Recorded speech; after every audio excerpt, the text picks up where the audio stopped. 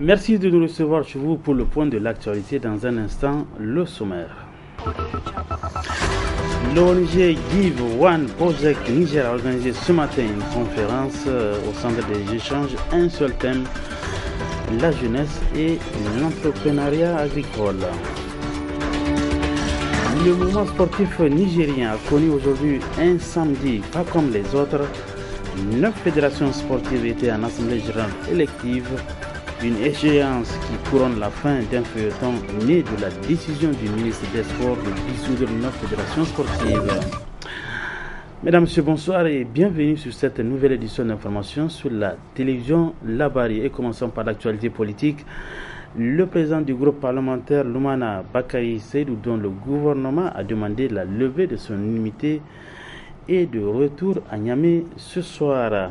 Ses collègues députés de l'opposition et militants de l'ARDR lui ont réservé un accueil. Hassan Saleh Moustapha.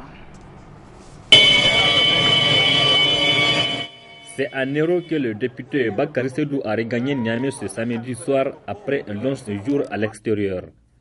Le président du groupe parlementaire Lumana a été chaleureusement accueilli par ses collègues députés de l'ARN et les militants de l'ARDR. Ils ont voulu le saluer pour lui témoigner leur soutien, leur solidarité militante, mais surtout pour redire à l'ensemble de l'opinion nationale et internationale que le dossier dont M. Bakari est incriminé est totalement faux, vide. Nous le savons. Nous le savons et malheureusement, les éléments sont là pour que les gens comprennent qu'il s'agit simplement d'un traitement politique. Ceux-là qui à un certain moment donné étaient à l'opposition, dont on s'était précipité pour lever l'immunité, qu'est-ce qu'on en a fait? Ils ont tous connu une promotion spectaculaire. Ceux-là qui ont violé la loi, je parle de la loi fondamentale, où sont-ils? Ils sont les collaborateurs les plus proches du chef de l'État. Ils sont tous venus au siège de Lumana pour soutenir l'honorable Bakari Seydou, désormais dans le viseur des autorités de la 7e République. L'injustice est une arme profonde qui atteint l'âme de l'être qui en est victime. Elle mine la société, elle mine les rapports entre les hommes, mais également elle affaiblit et abattardit les institutions républicaines. Et c'est pour ça qu'il faut faire attention avec l'injustice. Ces ingrédients que le gouvernement est en train de réunir vont se retourner contre lui. Nous disons qu'il y a des limites à ne pas franchir. Et puisque aujourd'hui l'objectif, au-delà des tentatives de liquidation de Lumana en tant qu'institution, des autres partis de la RDR en tant qu'organisation politique, c'est de s'en prendre à des individus, alors nous disons fortement, de vive voix et clairement, que ça suffit. Après ce moment de retrouvailles et de congratulations, le député Bakari est rentré chez lui. Là aussi, l'émotion est grande. Les membres de sa famille étaient très heureux de retrouver leurs siens. Bakari Seydou est accusé de mauvaise gestion de la cellule crise alimentaire en 2005. À la demande du gouvernement relativement à cette affaire, le bureau de l'Assemblée nationale a levé son immunité puis autorisé son arrestation. Je l'annonçais dans les titres jeunesse et entrepreneuriat agricole sur le thème d'une conférence organisée ce matin par l'ONG Give One Project Niger. Objectif partagé avec les jeunes, les expériences relatives à l'agriculture de type moderne. Le compte rendu de Osman China. Cette conférence publique autour du Give One Talk, une composante de l'ONG Give One Project Niger, est une rencontre de partage d'expériences entre les personnes de différentes générations. Elle consiste à inviter des chefs d'entreprise, des leaders politiques de haut rang, des leaders et des médias, des hommes et des femmes, à venir partager avec la jeunesse leur expérience dans le domaine dans lequel ils ont excellé. Et pourquoi c'est important pour nous? Parce qu'en tant que jeunes, en tant que structure, nous travaillons pour inciter les gens à entreprendre. Et qui dit entreprendre parle des difficultés. Donc ces jeunes, du moment où ces gens, du moins, nos invités pour animer ces conférences, et le fait qu'eux, ils ont traversé cette période est vraiment important pour nous parce qu'ils viennent nous expliquer les difficultés et les avantages qu'il y a à s'engager dans tel ou tel domaine selon leurs compétences. Et là, nous, ça va vraiment déjà nous éviter de nous plonger dans les mêmes erreurs qu'eux. Le thème de cette conférence qui est jeunesse et entrepreneuriat agricole a été développé par un expert qui, par cette occasion, invite les jeunes à pratiquer l'agriculture. Encourage une bonne partie d'entre eux à pratiquer l'agriculture. Parce que l'agriculture, on peut la faire d'une manière moderne, avec beaucoup de rendement, lorsque l'on sait s'y prendre, lorsque l'on maîtrise les techniques. Mais il faut reconnaître que la tâche des agriculteurs au Niger n'est pas aisée du tout. Pourquoi? Simplement parce que nous manquons de tout. Nous manquons de matériel moderne afin de pouvoir multiplier les rendements. Nous manquons parfois de semences de qualité, mais nous manquons aussi beaucoup d'eau. Donc cela, je pense, concerne le plus les décideurs du pays qui doivent, à mon avis, multiplier les aménagements hydro-agricoles, multiplier les surfaces d'irrigation afin de permettre aux jeunes qui veulent faire de l'agriculture de le faire sur des grandes surfaces. À mon avis, l'avenir n'est pas dans l'agriculture familiale telle qu'on cherche à le promouvoir aujourd'hui, qui est plus une agriculture de survie que réellement une agriculture, je peux dire, de développement. Parce que malheureusement, les gens sont confinés, en tout cas, à utiliser des outils rudimentaires et des techniques agricoles vraiment qui ne sont pas à la hauteur, qui ne peuvent pas augmenter les rendements. Aujourd'hui, c'est la question de rendement qui se pose. Et à mon avis, les jeunes doivent prendre le relais afin de pouvoir l'assurer. Plusieurs interventions, notamment celles des anciens du domaine de l'agriculture, ont enrichi cette conférence publique qui a permis à l'assistance de comprendre que l'avenir se trouve dans l'agriculture. Et puis, dans le cadre du projet My Voice, 140 jeunes sont formés sur le plaidoyer et la communication. C'est une initiative de l'association Éducation pour tous, ASSO EPT plutôt, excusez-moi, en collaboration avec Oxfam Niger, l'ONG Dimol et la JCI. Le compte rendu de Nafis Adam. Ils sont 140 jeunes du projet My Rights, My Voice et des députés juniors venus de toutes les régions du pays à prendre part à cette formation du renforcement de capacités sur le plaidoyer et communication du dit projet.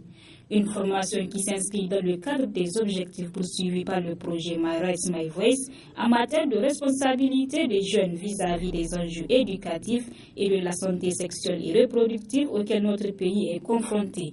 En effet, le projet My Rights, My Voice vise à développer chez la jeunesse une culture citoyenne lui permettant d'exprimer son opinion dans l'optique d'une défense de son droit pour un changement de comportement positif.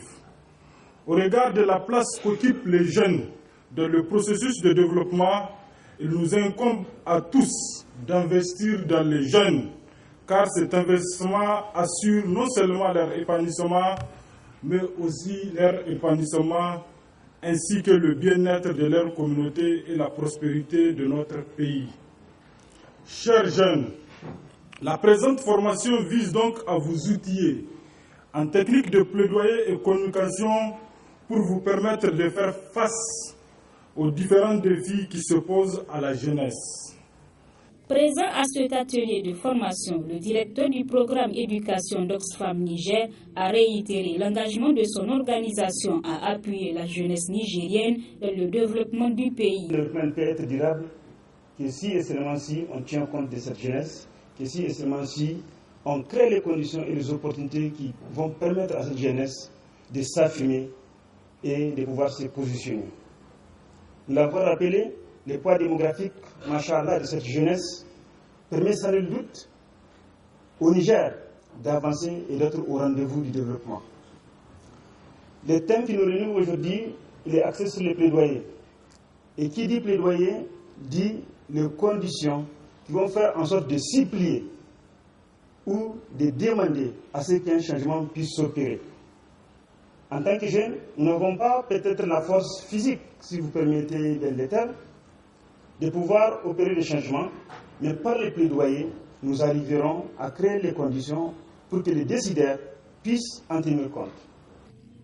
Pour rappel, le projet My Rights, My Voice est mis en œuvre par plusieurs acteurs, à savoir l'ONG DIMOL, la JCI, l'ASSO EPT et Oxfam Niger. Et cette formation permettra sans nul doute à ces 140 jeunes d'exercer un contrôle citoyen en vue de contribuer au développement de leurs localités respectives. La famille des diplômés de l'IFTIC s'est agrandie hier avec la cérémonie de remise de parchemin aux élèves et étudiants de la promotion 2014-2015. C'était en présence de plusieurs invités, dont notre reporter Memoundawa. Ils sont 113 élèves et étudiants qui ont obtenu leur diplôme de fin de cycle. Dans son mot de bienvenue, le directeur général de l'Institut de formation aux techniques de l'information et de la communication IFTIC a remercié tous leurs partenaires avant de lancer un appel à l'endroit de ses élèves et étudiants en fin de formation. À vous mes enfants, à vous étudiants de l'IFTIC, élèves de l'IFTIC qui ont réussi à finir, qu'ils aient fini avec brio ou qu'ils aient fini avec moins de brio, ils veuillent bien dire s'organiser pour mettre en application l'éthique et la déontologie du métier de l'information et de la communication, parce qu'en mettant en œuvre, en travaillant selon l'éthique et la déontologie du métier qu'on vous a appris, personne au monde ne peut vous nuire. Et c'est le cadeau que je vous offre, et je puis compter sur vous effectivement pour que vous les mettiez en avant. Les promotions qui vont défiler devant vous là porteront les noms des anciens directeurs de l'Institut de formation aux techniques de l'information et de la communication. Ainsi, c'est devant vous qu'on va honorer effectivement le premier directeur du CFTI, ancêtre de la maison. Comme chaque année, cette année aussi, l'IFTIC a récompensé les 3 premiers de chaque section du niveau moyen et supérieur. Très ému, les récipiendaires s'expriment en ces termes. Après 3 ans sur le banc de l'IFTIC, aujourd'hui nous voilà avec nos attestations. C'est vraiment une bonne chose. Je suis très content et je les partage avec vous qui sont là. Je vais continuer sur la réalisation production, Inch'Allah, l'année prochaine. Des sentiments de satisfaction et des sentiments de joie. Et je ne sais pas, je cherche les mots pour dire ce que je ressens aujourd'hui, mais je ne trouve pas. Je suis émue, je suis vraiment très heureuse. Je fais journalisme audiovisuel et j'ai fait spécialité télé. L'IFTIC, établissement public à caractère administratif, reçoit chaque année des étudiants nigériens et ceux de plusieurs autres pays de la sous-région. Hier, 31 juillet, c'était le 23e anniversaire de la Journée nationale des personnes handicapées, instituée en 1992. La participation des personnes handicapées à la vie publique et politique, c'est le thème retenu pour l'édition 2015. À cette occasion, la section régionale ANHL de Niamey a organisé hier une manifestation résumée ici par Nafisa Zakou.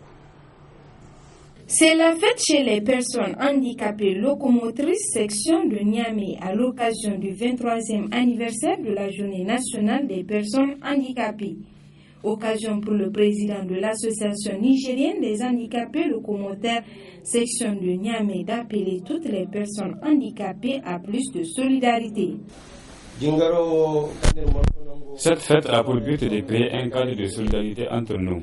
Nous voulons que les handicapés locomoteurs de Goudel soient toujours informés de ce qui se passe chez leur père du quartier aéroport. Ce 23e anniversaire a été célébré sous le thème la participation des personnes à la vie publique et politique, un thème qui ne laisse pas indifférent le président de l'Association nigérienne des handicapés locomoteurs. En prélude aux élections générales subventionnées, nous avons mené à travers la Fédération des campagnes de sensibilisation grand public sur la participation citoyenne des personnes handicapées.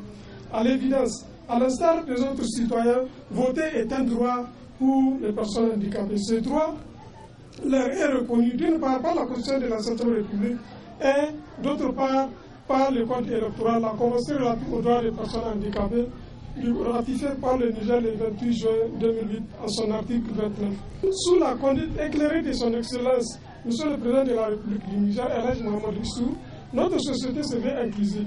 C'est pourquoi, conformément aux dispositions contenues dans les textes subventionnés, nous demandons que les dispositions appropriées soient prises pour qu'on rende accessible aux personnes handicapées tout le processus électoral qui va de l'enregistrement jusqu'aux opérations de vote proprement dit.